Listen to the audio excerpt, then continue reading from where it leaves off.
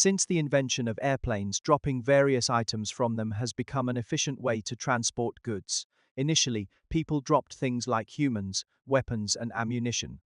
Later on, it was used in disaster areas to deliver supplies and medical aid. But today, I am going to introduce something you've probably never heard before: chicken heads. That is right, not whole chickens but just their heads.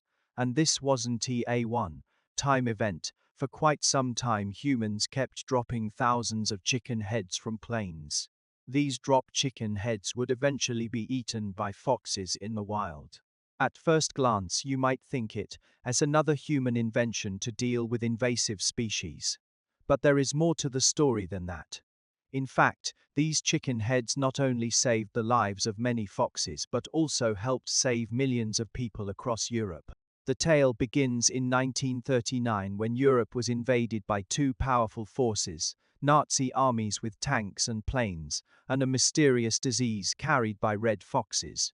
While everyone's attention was on World War II, this deadly disease quietly spread through Europe. Surprisingly, the disease proved to be even more devastating than human armies.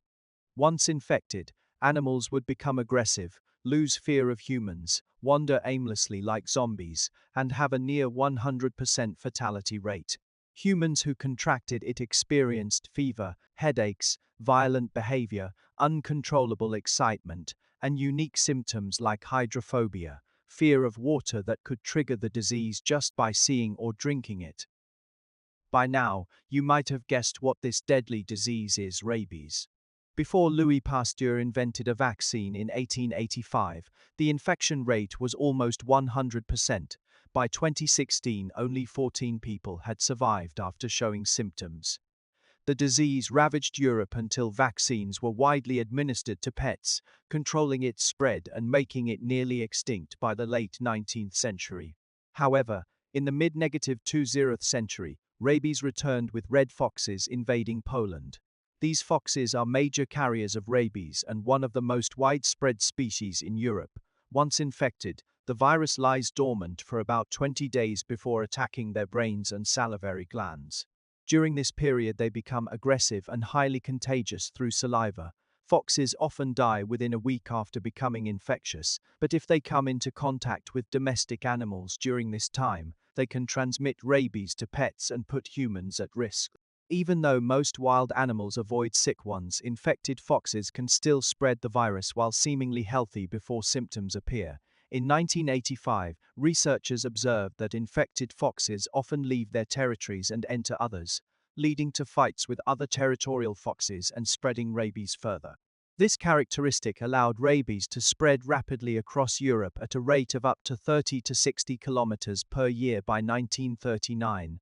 By 1950, it reached Germany in 1966, Austria, and in 1967, Switzerland. For decades, most European countries reported cases, causing great distress among Europeans who had few effective solutions.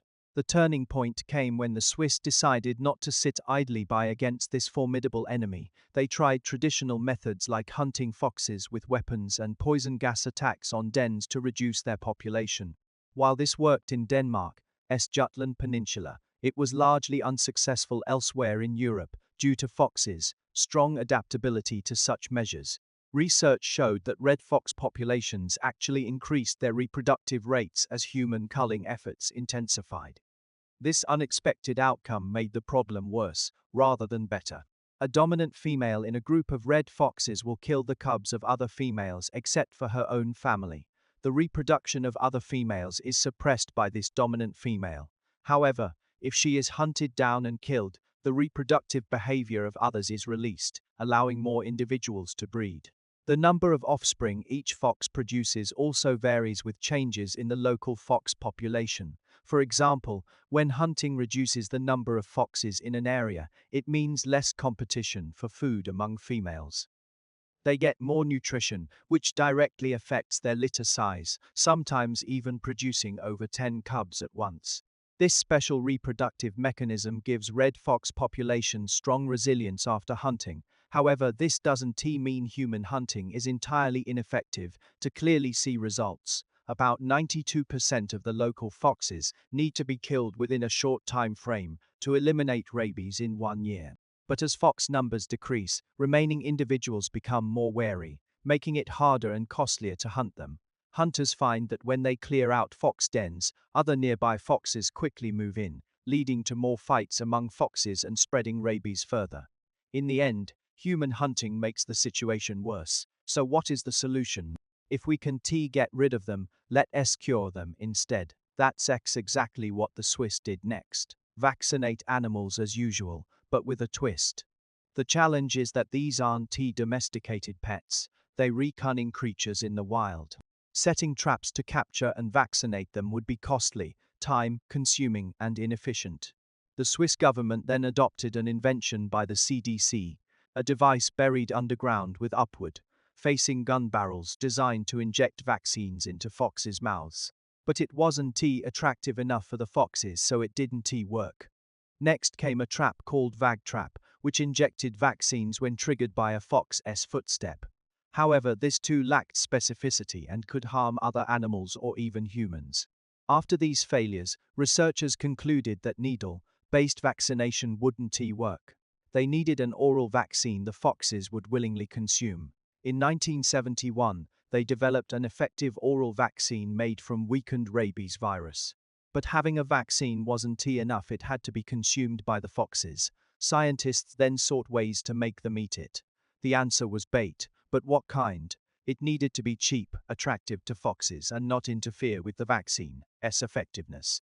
After testing various foods like dog biscuits and sausages, they found that chicken heads worked best due to their unique smell. Researchers decided on using grain-stuffed chicken heads with vaccine capsules inside.